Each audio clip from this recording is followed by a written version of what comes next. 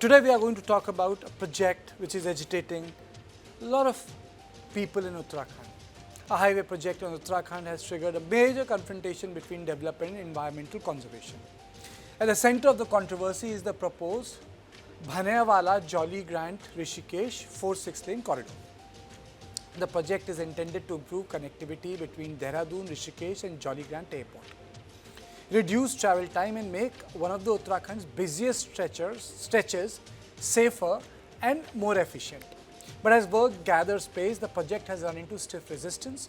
Critics argue that the project comes at a heavy environmental cost because it passes through one of Uttarakhand's most sensitive elephant corridors. Environmentalists, lawyers, citizens and other groups have launched a campaign demanding the project be scrapped or redesigned. They say widening the road and cutting thousands of trees could fragment this corridor, disturb wildlife movement, and ultimately impact the environment. ऐसी क्या अफरा तफरी NHAI को मची हुई है कि बरसात के समय में, एक ऐसे समय जब कभी पेड़ों को नहीं काटा जाता है, क्या एनएचएआई की योजना ये है कि इस हरेला के समय पे हरियाली के साथ में घोर अन्याय करते हुए वो क्या इस पूरे जंगल को साफ करना चाहता है? ये भी बात उल्लेखनीय बात है कि ये सिर्फ जंगल ही नहीं बल्कि एक एलिफेंट कॉरिडोर है। हम एनएचएआई का इस निर्णय का विरोध कर रहे हैं। हम एनएचएआई से मांग कर रहे हैं कि जो मीडिया में अब आ रहा है कि एनएचएआई का ये कहना और ये दावा है कि उनके पास परमिशन है, तो वो इस परमिशन को दिखाएं। एनएचएआई के साथ में हम उत्तराखंड के वन विभाग को भी कटघरे में खड़ा करते हुए ये पूछ रहे हैं कि क्या आप जो है सुप्रीम कोर्ट से ऊपर हो गए हैं, क्योंकि उस ऑर्डर में स्पष्ट उल्लेख मधुमलाई के केस का और Anita कंडवा। But the National Highways Authority of India strongly rejects these allegations. It says the project has been designed only after consultation with the Forest Department, WWF India and the Wildlife Institute of India. According to NHAI, the width of the road passing through the forest land has been substantially reduced to minimize ecological impact. The project also includes a 3.5-kilometer elevated elephant passage, multiple elephant underpasses, wildlife culverts and sound barriers. It further says compensatory afforestation, wildlife mitigation and soil and water conservation plans have already been approved and funded. The issue has now moved beyond public protest and into the courtroom. A petition alleged that the tree felling violated previous court directions, but the Uttarakhand High Court has dismissed the contempt plea, observing that there has been no violation of its orders and that there is currently no stay on the project. Even so, environmental groups say that they are preparing to challenge the matter before the Supreme Court. So the question is, what should happen? Connectivity, conservation? How should this project be introduced? Should this project be introduced at all or not? On this issue, I am joined by Anup Nautiyal, environmentalist, social activist, Shri Kalyan Singh Rawat, Padma Shri Awardee, environmentalist and a social worker, and subsequently, I'll be joined by Rakesh Binjola, Senior Advocate of Supreme Court of India. I thank all of you for joining me, but let me straight away go to Shri Kalyan Singh Rawat, Padma Shri Awardee. Rawat ji, पहले चीज़ तो मैं आपसे पूछना चाह रहा हूँ, इसको लेके इतना विवाद क्यों हो गया है? ये जो कॉरिडोर ये हाथियों का कॉरिडोर है जो ऋषिकेश से भनियावाला तक जो सड़क बन रही है, और इसमें बहुत सारे पेड़ काटे जा रहे हैं। लगभग 3000 से अधिक पेड़ जो हैं काटे जा रहे हैं और कुछ कट भी चुके हैं। और इसमें सबसे बड़ा विरोध इसलिए हो रहा है कि क्योंकि ये पेड़ इतने नए नहीं हैं, बल्कि ये पेड़ बहुत पुराने हैं, 100-200 साल पुराने पेड़ हैं। और इतने समृद्ध पेड़ों को अगर काटा जाए तो इसका पर्यावरण पर कितना बुरा असर पड़ेगा। इस सबसे बड़ी बात तो ये है, क्योंकि इसके पास हमारे पास भी कई विकल्प थे कि सड़क को चौड़ी करने के बजाय अगर और थोड़ा सा और बढ़ा दिए जाते तो पेड़ कम कटते, लेकिन चौड़ी सड़क भी बन जाती। और एकदम पेड़ों को काटना एक न्याय संगत नहीं है, क्योंकि वैसे भी ये सड़क में कभी ज़्यादा दबाव नहीं रहा है उसका परिवहन का। और ऐसा कभी ऐसा आया नहीं कि सड़क में आने जाने में कोई मुश्किलात हुई हो। केवल इसलिए यहाँ पर जाम लगा है कि कभी-कभी यहाँ हाथी का जो कॉरिडोर है, हाथी सड़क पे आ जाते थे और इस कारण वहाँ पर जाम लग जाता था। लेकिन ये कोई मामूली सी बात थी कि हाथी चले जाते थे, फिर जाम खुल जाता था। लेकिन एकदम जो भानेवाला से ऋषिकेश की सड़क को चौड़ी करने का जो निर्णय है, और उसमें इतने 3000 से अधिक पेड़ों को काटने का जो ये निर्णय लिया गया, ये समझ से बाहर है, क्योंकि ये स्थान अभी तक घने जंगल का बना हुआ है। ये राजाजी नेशनल पार्क से लगा क्षेत्र है और यहाँ विशेषकर ये हाथियों के लिए जाना जाता है। और ये ऐसे में अगर ये इतने बढ़िया पेड़ जो कि कई सालों से खड़े हैं और यहाँ की पर्यावरण को सुकून दे रहे हैं, इन पेड़ों को काटा जाएगा तो कितना नुकसान इस देहरादून के जलवायु पर पड़ेगा। तो ये सबसे बड़ी बात यह है कि इस सड़क को काटने से इस पेड़ों को काटने के बजाय अगर सड़क का दूसरा विकल्प लिया जाता तो वो सबसे ज्यादा अच्छा था। और सड़क में चौड़ी करने के भी वो हैं, पूरे अवसर हैं कि सड़क को कुछ मीटर तक चौड़े किया जा सकता था, लेकिन एकदम तो 4 लाइन सड़क काटने पर इतने पेड़ों की बलि दे रहे हैं। तो ये पर्यावरण के लिए नुकसानदायक तो है, जहाँ परिवर्तन, जलवायु परिवर्तन इतनी तेजी से हो रहा है, जहाँ का लगातार जो ग्लोबल वार्मिंग का असर साफ दिखाई दे रहा है, ऐसे में 200 साल पुराने इन साल के पेड़ों को काटना कितना सही ठहराया जा सकता है, ये बहुत बड़ी चिंतन का विषय है। Mr. Nautiyal, you have been holding press conferences. I heard some of them. You had been speaking to the press. The government has been saying that they have not violated any law since all the regulatory authorities are on board, sir. So first, let me take your opening comment on that, and then we'll subsequently bring it down to the nitty-gritties of the project. Kartikeya जी धन्यवाद, आप ये कार्यक्रम कर रहे हैं। Kalyan Singh Rawat sir, सादर प्रणाम। प्रणाम। हाँ हाँ जी। कार्तिकेय जी, इस केस पर आने से पहले जो आपकी ऑडियंस है जो इस प्रोग्राम को देख रही है, उन्हें बताना चाहेंगे कि उत्तराखंड राज्य का जो गठन है 25 साल पहले हुआ है, 25.5 साल हो गए। इन 25.5 सालों में ऑफिशियली 46,000 हेक्टेयर प्लस फॉरेस्ट जो है वो डाइवर्ट हुआ है किसी डेवलपमेंट एक्टिविटी के लिए। तो असल में क्या है कि आज तो ऋषिकेश भानियावाला है, कल कुछ और था, कल कुछ और होगा, परसों कुछ और होगा। तो ये उत्तराखंड की तकदीर और तस्वीर कुछ ऐसी बन चुकी है कि यहाँ पर हर रोज़ या हर हफ्ते, हर एक महीने कोई ना कोई इस किस्म का प्रोजेक्ट आता है। तो इस बात को समझना बेहद ज़रूरी है कि ये जो 46,000 हेक्टेयर जो फॉरेस्ट डाइवर्ट हुआ है और पूरे देश के समस्त हिमालयन राज्यों में सर्वाधिक जो forest divert for some development activity और दी अदर, वो हमारे राज्य उत्तराखंड में हुआ है। Now what does this 46,000 hectare actually mean? क्योंकि 46,000 है, it could have also been 56,000। जब आप इसको लिटरली ट्रांसलेट करते हैं तो व्हाट इट मीन्स इज कि उत्तराखंड जैसे स्टेट में हर रोज 5 hectare forest, 5 hectares of forest which is equal to 50,000 square meters, which is almost, आजकल वर्ल्ड कप चल रहा है, इन फुटबॉल लैंग्वेज ऑलमोस्ट 4 और 5 फुटबॉल फील्ड्स। इतना बड़ा जंगल उत्तराखंड राज्य में एवरेज औसत पिछले 25 सालों में रोज साफ हुआ है किसी न किसी विकास की परियोजना के नाम पे। So I think it's very very vital to also set the context कि कॉन्टेक्स्ट क्या है। कॉन्टेक्स्ट खाली ऋषिकेश भानियावाला नहीं है, ये कॉन्टेक्स्ट है। दूसरा, in our state we have 13 districts. The district of Dehradun is barely 6% of the total geographical area of Uttarakhand, but 47% of all forest diversion that has happened in our state has happened in the district of Dehradun.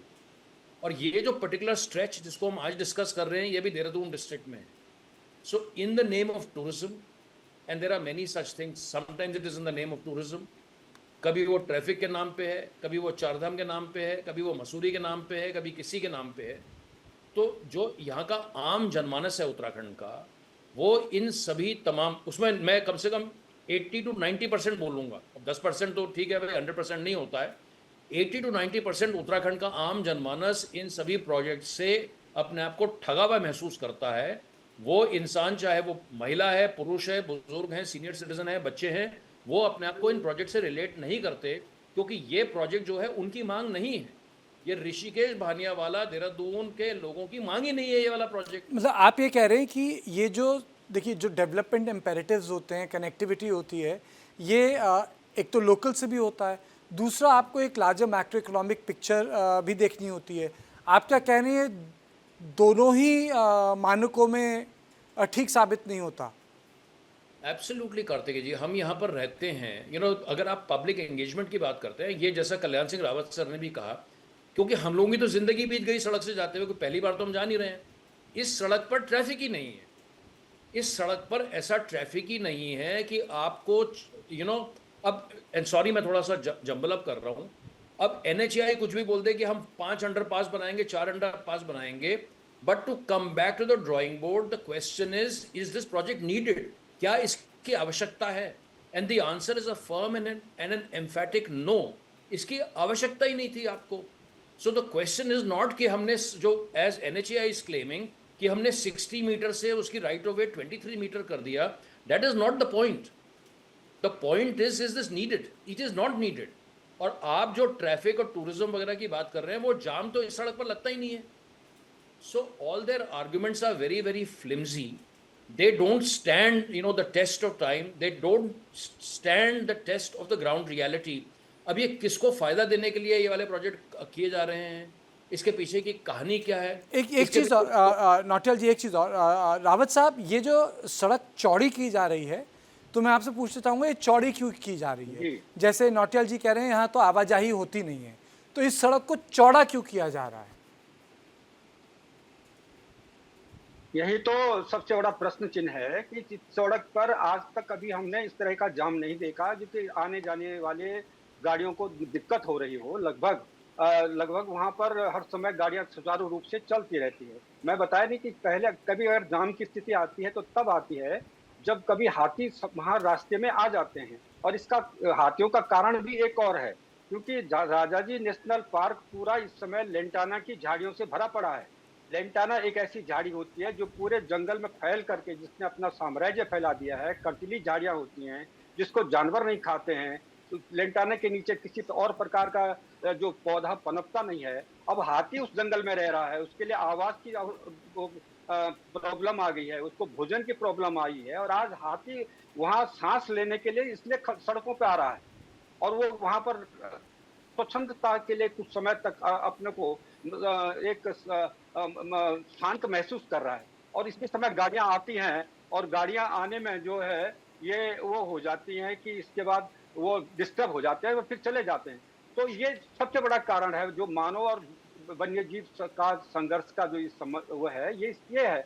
दूसरी बात ये है, हम ये बात कहना चाहते हैं कि यहाँ पर भाने वाले और ऋषिकेश के बीच में एक जगह पर नीचे जो है 7 मोड़ पड़ते हैं। अब उस 7 मोड़ पर 700 कुछ पेड़ कट रहे हैं। अब इनका कहना यह है कि ये 700 इतने पेड़ों को हम कहीं दूसरी जगह जाकर के ट्रांसप्लांटेशन करेंगे। लेकिन हम ये कहना चाहते हैं कि आप पारदर्शिता बताइए। इससे पहले भी देहरादून की जब राजपुर रोड और सहस्त्रधारा की सड़कें के चारों तरफ के जंगल कटे थे, तो उस समय ये आया था कि इन पेड़ों को हम काटेंगे नहीं बल्कि इनको प्रतिस्थापित करेंगे कहीं पर, और ये पेड़ जो है इसी तरह से फिर हरे भरे बन जाएंगे। जब उन पेड़ों को जो है स्पोर्ट्स कॉलेज के सामने जब लगाया गया, उनको क्रेन के द्वारा उसके द्वारा जब वहां पर खड़ा किया गया, आज तक वो सारे पेड़ सूख चुके हैं, उन पर एक भी पत्तियां नहीं आई। 4 साल हो गए और आज वो एक कब्रिस्तान बना हुआ है। अब आज फिर आप कह रहे हैं कि हम इन 700 कुछ पेड़ों को फिर कहीं और जाकर के प्रतिस्थापित करेंगे। आप ये बताइए कि आपने तो पहले हमारे साथ तो दगाबाजी कर दी है, अब इसके बाद जो है आप फिर कह रहे हैं कि हम इन पेड़ों को प्रतिस्थापित करेंगे।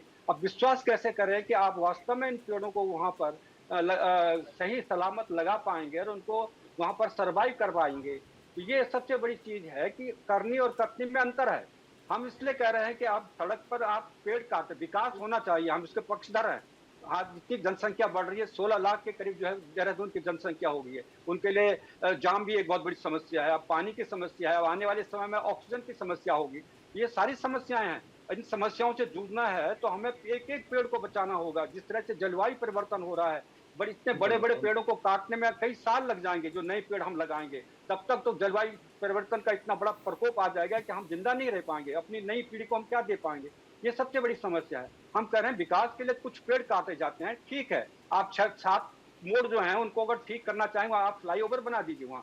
लेकिन इस तरह से इतने 3000 से अधिक पेड़ों को काट करके, अभी हमारे माननीय अनूप नौटियाल जी बता रहे थे कि किस तरह से पूरे देहरादून में प्रोजेक्ट के नहीं, आधार वैसे पर उत्तराखंड की कितने समस्या तो विकास विकट है। सड़कें बड़ी हो गई हैं, टूरिज्म ज़्यादा हो गया है, टूरिज्म ज़्यादा हो गया, टूरिस्ट ज़्यादा हो गया, टूरिस्ट ज़्यादा हो गया, पोल्यूशन भी ज़्यादा हो गया है, पैसा बनता है, लेकिन उत्तराखंड में जिस तरीके से आवाजाही होती है पीक टूरिज्म की, उसमें उत्तराखंड को कितनी ज़्यादा जिसे कह सकते हैं पर्यावरण पे जो एक इन्वायरमेंटल स्ट्रेस जिसे बोलते हैं, एक लॉजिकल स्ट्रेस होता है, वो तो कोई छुपी बात नहीं है। I am also joined by Rakesh Binjola, senior advocate, supreme court. Thank you so much sir for joining me. Sir, how do you look at this case legally? Because the government says no law has been violated, everything is on record, paper, every permission is there on the plate. No, it is not like that. I've just gone through the order of the Honorable Nepal High Court in this regard. They have, in their order, as per the writ petition which was filed from some petitioner, that that particular land, forest reserve land, is a elephant corridor, and this supposed not to be done. In that particular order, the Honorable High Court has said that the Forest Department, if gives permission to NHAI, Forest Department, if gives permission to NHAI, then only they should proceed. Otherwise, they should have a separate course of action in this particular felling of trees. Then I've gone through the letter of a DM who says that transportation from one place to other place, around 750 trees would be shifting from one place to other place. And around rest of the tree will either be fell down, or there will be shrinking of the trees. Now, in my opinion, I was there yesterday from 12 p.m., 12 afternoon to till now, and we protest one thing, that they don't have proper documentation with them. I have spoken to the DLM also, I have spoken to the DFO, first officer also. They said कि we don't have any documentation, we are just working on the oral. नहीं, मैं आपकी बात समझा नहीं advocate साहब, आप कह रहे हैं कि सरकार ने डॉक्यूमेंटेशन प्रॉपर नहीं दिया है. जनाब, हमने ये बोल रहे हैं कि जब हम वहाँ पहुँचे, हमने कहा कि आप ये सब काम कर रहे हैं और ये जो आप लकड़ियाँ लेके भी जा रहे हैं, उनकी भी परमिशन आपके पास है क्या? तो मैंने I spoken to the SI, forest officer. He said कि I work only on orals order. I don't have any written order. उसके बाद एक वन निगम होता है कुछ, उसने बोला कि मेरे पास भी कोई ऑर्डर नहीं है. I went to the Uttarakhand police, मैंने do you have any order? They said कि हम तो लॉ एंड ऑर्डर मेंटेन करने के लिए आए हैं. Then I got number of a DLM. उन्होंने बोला ऑर्डर है, हम आपको देंगे नहीं. मैं कहा भाई order is a public order and you can distribute it to anyone. What is issue with you? उन्होंने हमको ऑर्डर नहीं दिया. And from 6 o'clock in the evening, I spent my whole night over there. That we are protesting this thing कि आप जिस तरह पेड़ काट रहे हो उसको आप नहीं कीजिए बेतरतीब तरीके से. मतलब they have not even planned how to cut the trees. अब as per the orders, if you see the order, if you might be having the order with you, do you have the orders with you? No, I don't have the order. आप बताइए. Order में ये लिखा हुआ है कि पहले आप उसके प्रत्यारोपण करें, from one place to other place आप शिफ्ट करके, देन आप उनको यू विल मेक पातन ट्रीज. आपकी थोड़ी ऑडियो में प्रॉब्लम है, आपकी थोड़ी ऑडियो में प्रॉब्लम. राकेश जी, ये अनूप जी, राकेश जी थोड़ा निटिग्रिटीज में बता रहे हैं. मैं मोटी बात पे रहना चाहूँगा, और मोटी बात ये है कि क्या उस हाईवे की अभी ज़रूरत है या नहीं. कार्तिक जी, नौटियाल जी, एक मिनट राकेश जी, एक मिनट. अनूप जी, आपके उत्तर का स्पष्ट जवाब यह है कि इसकी आवश्यकता नहीं है. और अगर आप बड़ी तस्वीर या मैक्रो तस्वीर देखना चाहते हैं तो इसमें 5 प्रमुख चीज़ें हैं जिस पर ध्यान देने की आवश्यकता है. सबसे पहली बात है जिसका हमारे एडवोकेट साहब राकेश जी बार बार जिक्र कर रहे हैं, परमिशन की स्वीकृति. अब भाई आप जंगल काटने गए हैं तो आपके पास कोई ना कोई लिखित परमिशन होनी चाहिए. अब वो परमिशन किसके पास होगी? वो NHAI के पास होगी. वो देहरादून डिवीजन है फॉरेस्ट के पॉइंट ऑफ व्यू से. देहरादून DFO के पास परमिशन होगी. किसी ना किसी के पास परमिशन होनी चाहिए गवर्नमेंट ऑफ इंडिया की. आप कोई एक 2-4 पेड़ काटने नहीं जा रहे हैं, आप एक जंगल काटने के लिए जा रहे हैं। ये एक एलिफेंट रिजर्व है, इसमें आपको national board for wild life की भी परमिशन की आवश्यकता है, इसमें आपको भारत सरकार की आवश्यकता है। अभी तक पब्लिक डोमेन में कार्तिकेय जी जो भी परमिशन सामने आई हैं, उसमें कहीं पर यह नहीं दिखाई दे रहा कि जो करेक्ट परमिशन होनी चाहिए थी। उत्तराखंड राज्य में कॉर्बेट को लेकर के, जो कॉर्बेट का लैंडस्केप है, वहां पर भी एक बार पहले ऐसी दुर्घटना हो चुकी है कि वहां पर भी अधिकारियों ने पेड़ काट दिए थे। हमारी शंका यह है कि यहां पर एक बार कहीं पर फिर से कॉर्बेट 2 तो रिपीट नहीं हो रहा है एक इंफ्रास्ट्रक्चर के नाम पे। ये पहली समस्या है। दूसरी बात कार्तिकेय जी, जो अभी तक हमारी इस चर्चा में बात सामने नहीं आई है, वो समय की आई है। You know, I know, and the entire nation knows that we are in the middle of the monsoon. The monsoon has begun or is about to begin. In the history of the forest department, आज तक कभी भी जो है monsoon में जंगलों को नहीं काटा गया है। इसके बहुत सारे तकनीकी कारण होते हैं कि मॉनसून में जंगलों को क्यों नहीं काटा जाता। मैं एक बड़ी सरल खाली एक ही बात आपको बता देता हूं कि जब हम पेड़ को काटते हैं, उदाहरण के तौर पर अगर मेरे ही शरीर में, किसी के भी शरीर में कट लगेगा, हमारे शरीर से खून निकलता है। उसी तरीके के साथ में जब हम पेड़ों को काटते हैं तो पेड़ों से भी आप उसको सैप कह सकते हैं, और एक कीड़ा होता है जिसको हॉप्लो कहते हैं। तो हॉप्लो इन्फेक्शन जो है उदाहरण के तौर पर, उसके भी बढ़ने की तो बहुत सारे ऐसे तकनीकी कारण हैं। इसके अलावा सुरक्षा संबंधी कारण है, सॉइल संबंधी कारण है मॉनसून में। तो सवाल एनएचएआई कटघरे में है, वन विभाग कटघरे में है, उत्तराखंड सरकार के वन मंत्री कटघरे में है। उन्हें यह बताना चाहिए उत्तराखंड के लोगों को, देश के लोगों को, कि ऐसी क्या उतावला पर उनका कहना है कि उनके पास सारी परमिशन है। नहीं तो गलत कह रहे हैं, तो दिखाए ना परमिशन। वो तो पहली बात परमिशन, मैं अपनी बात पूरी कर लूं। पहली बात परमिशन, दूसरी बात मॉनसून, तीसरी बात एलिफेंट, जिसको लेकर के कल्याण सिंह रावत सर ने कई बारी बोला ये एक एलिफेंट कॉरिडोर है। एलिफेंट एक कीस्टोन स्पीसीज है। इनफैक्ट पूरा देहरादून डिवीजन जो है वो एक एलिफेंट कॉरिडोर है। National board for wild life, जिसकी अध्यक्षता और कोई नहीं, माननीय प्रधानमंत्री जी करते हैं, उसकी स्टैंडिंग कमेटी से ये सवाल हम आपके कार्यक्रम के माध्यम से उठा रहे हैं कि भैया देहरादून के डीएफओ दिखाएं, उत्तराखंड का वन विभाग दिखाए, उत्तराखंड के वन मंत्री दिखाएं, कोई और सक्षम अधिकारी दिखाए उत्तराखंड के लोगों को कि भाई हमारे हाथ में परमिशन है national board for wild life. तो क्या अगर है तो आप बता दीजिए। चौथा बिंदु जो है ये कार्तिकेय जी, वो है डेवलपमेंट मॉडल का। ये एक लार्जर बहस है, कभी इस पर और चर्चा होगी। इसमें सरल बात यह है, जो आप भी बार बार जिसको कह रहे हैं, कि क्या उत्तराखंड राज्य में नीतिगत स्तर पर हम कॉस्ट बेनिफिट एनालिसिस कर रहे हैं। ठीक है, आप पेड़ों को काटेंगे, जंगलों को काटेंगे, आप कहेंगे हमने ट्रैफिक बढ़ा दिया, उससे उसका कॉस्ट बेनिफिट एनालिसिस क्या है। सारे के सारे जो लीनियर प्रोजेक्ट्स यहाँ पर आ रहे हैं, तो जो पूरा उत्तराखंड का डेवलपमेंट मॉडल क्या हो, ये अपने आप में एक बड़ी और लंबी बहस है। और पांचवा और आखिरी बिंदु जिसको मैं जोड़ना चाहूंगा, अगले 6-7 महीने के बाद में उत्तराखंड राज्य का 6वां विधानसभा चुनाव होगा। उत्तराखंड राज्य का जो पूरा डिस्कोर्स है, उत्तराखंड का जो पूरा डेवलपमेंट है, उत्तराखंड की जो आइडेंटिटी है, उसके जल, जंगल, जमीन और इसके बहुत सारे एलिमेंट्स हैं। इसका हिस्टोरिकल, कल्चरल, स्पिरिचुअल तमाम चीजें हैं। तो ये इस इलेक्शन में भी क्या ये मुद्दा बनेगा, नहीं बनेगा, because the younger lot, what is now being fashionably called as Gen Z across the world, is also really very very upset. And more than 90%, almost 80 to 90% people are not happy with this model of development. And I'm telling you Kartikeya ji, no one in Uttarakhand, including the chief minister or the forest मुझे minister, यहाँ एक visual चला थानों वाला, बहुत साल पहले मैं थानों गया था, मुझे एकदम याद आ गई उस रास्ते की, जो मुझे थोड़ा सा नहीं आ रहा था। ये थानों वाला इलाका है, वहाँ वो तो काफ़ी फॉरेस्टेड है पूरा। और उसके कार्तिक जी आप खुद बताइए ना, आप, मैं माफी चाहूंगा, आप दिल्ली में रहते हैं, आप कहीं और रहते हैं, उत्तराखंड की पहचान ही उसकी हरियाली है। आप इसको पूरा उड़ा करके, क्या इसको आपको दिल्ली का मूलचंद अस्पताल बनाना है या आपको लाजपत नगर बनाना है? हमारे तो मुख्यमंत्री ने एनडीटीवी को एक इंटरव्यू में 4 दिन पहले बोल दिया कि जो देहरादून है वो तो एनसीआर का हिस्सा बन चुका है। What crazy thought is this? This is preposterous, this is unimaginable. How can the chief minister of Uttarakhand से? तो ये राकेश जी, ये हाई कोर्ट पे तो मामला शायद सेटल हो चुका है, आप सुप्रीम कोर्ट लेके जाएंगे? हाई कोर्ट में मामला सेटल नहीं हुआ।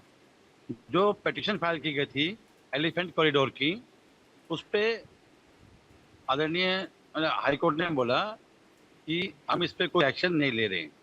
If forest give permission then only NHI will go for it. Forest department, उनका के रीजनल वर्किंग कमेटी था, उसने कुछ शर्तें लगाई, टर्म्स कंडीशन लगाई। आप क्या मामला सुप्रीम कोर्ट लेके जाएंगे? सुप्रीम कोर्ट लेके जाएंगे क्या? Definitely will go for it. Supreme court लेके जाएंगे? कोर्ट में कार्तिकेय जी 15 तारीख को मोस्ट लाइकली सुनवाई होगी सुप्रीम कोर्ट में कंटेम्प्ट के केस की। जो पिटिशनर हैं और जो हाई कोर्ट में जो इस पूरे केस को फाइट कर रहे हैं वो हमारे परिचित लोग हैं, हमारी उनसे निरंतर बातचीत हो रही है। अभी इसकी हाई कोर्ट में भी पिछले हफ्ते सुनवाई हुई थी। 15 तारीख, आज 13 तारीख हो गई है, 15 तारीख को मोस्ट लाइकली ये सुप्रीम कोर्ट में कंटेम्प्ट के लिए केस आएगा। 15 तारीख को आएगा, लेकिन खैर अनुप सर, जी विद रिगार्ड जी, अगर हाई कोर्ट का कंटेम्प्ट है ना तो अपना प्रूफ करने के लिए क्या करता है? बिल्कुल बिल्कुल। सुप्रीम कोर्ट देखिए अब थोड़ा सा टेक्निकल वो इशू आ रहा है। मैं आखिर में क्लोजिंग कमेंट मैं रावत साहब से लेना चाहूँगा। 1 मिनट आपको रावत साहब, सबसे वरिष्ठ आप यही हैं, सबसे सीनियर है इस लॉट में। आपका क्या मानना है इस मामले में? किसी तरह का इंटरवेंशन होना चाहिए केंद्र सरकार की तरफ से? इस सड़क देखिए, हम तो बड़े चिंतित इसलिए भी हैं कि एक एक सड़क पर जो पेड़ कट रहे हैं, ये विकास के नाम पर कह रहे हैं कि हम विकास के नाम करेंगे, विकास करेंगे, लेकिन जो वास्तविक हमारी जो पहली विकास की जो आवश्यकता है इस समय, ऋषिकेश मार्ग को खोल रहे हैं, जहां घंटों तक 8-8, 9-9 घंटे तक जाम लगा रहता है। ऊपर से जब हमारे मरीज आते हैं पहाड़ों से, वो इस अस्पताल तक नहीं पहुंच पाते हैं, उसका अभी तक समाधान नहीं निकला। आप वही बात कर रहे थे कोटद्वार और वहां रामनगर की बात, कंडी मार्ग जो कि कार्बेट नेशनल पार्क से होकर जाती है, गाड़ियां पहले भी वहां चलती थी, कुछ नहीं करना, वहां पेड़ नहीं कटने थे, तो सड़क को ठीक करना था, डामर करना था, और वो सड़क चलती वहां आराम से जो है कुमाऊं और गढ़वाल की जो दूरी है वो 90 किलोमीटर कम हो जाती। दूसरी तीसरी बात में एक बहुत बड़ी बात ये कहना चाहता हूँ जी। कि हम आने वाले समय में इन पेड़ों को कैसे क्यों नहीं बचा रहे हैं। आपको बता रहा हूँ कि केवल हम आज 3000 पेड़ों को काटने की पर इतना विरोध कर रहे हैं, लेकिन अप्रत्यक्ष रूप से आप देखिए पूरा देहरादून का जो जंगल है, जो शिवालिक पहाड़ियां हैं, वो साल के जंगल के लिए जानी जाती हैं। और आज आप देखिए, वन विभाग से पूछे कि एक साल में कितने पेड़ काटे जा रहे हैं, किसके कारण? होपलो के कारण। पूरे साल पर होपलो लग चुका है, और उस होपलो ने पूरे जिसको साल जी। बोनस कहा जाता है, हर साल हजारों पेड़ काटने जा रहे हैं, और ये इस तरफ से ये जंगल साफ हो रहा है। आने वाले 50 सालों में अगर होपले की यही स्थिति रही, पूरे जंगल का जंगल खत्म हो जाएगा, तब ये हाईवे पर कटने वाले पेड़ तब ये नगण्य रहेंगे। जी, इसलिए जी। मैं यही कहना चाहता हूँ कि आप उस स्थिति को भी देखिए, जो होपलो ने पूरे जंगल को खाली कर दिया। वन विभाग खुद कह रहा है कि हमें जंगलों के पेड़ों को देखिए रावत साहब, if you ask me, I will err on the side of environment. I am a nature lover. Development is very, very important, but I think to sustain environment in pristine form is one. No form of afforestation can recover the natural growth of a forest. I'm a firm believer in that. Artificial plantation cannot be the same that happens over a period of 100 years, 200 years, 300 years. It has never happened anywhere in the world. And lastly, I think Uttarakhand is a very vulnerable state. Garhwal, Kumaon, Pithoragarh, those are 3 different ecological zones, and I think they need to be protected, sustained, and they need to be sustained for the future generation of Uttarakhandis. I thank all of you for joining me on this riveting conversation on the animal corridor, and this is all I had on this special edition of On Point, but I'll still meet you after the break.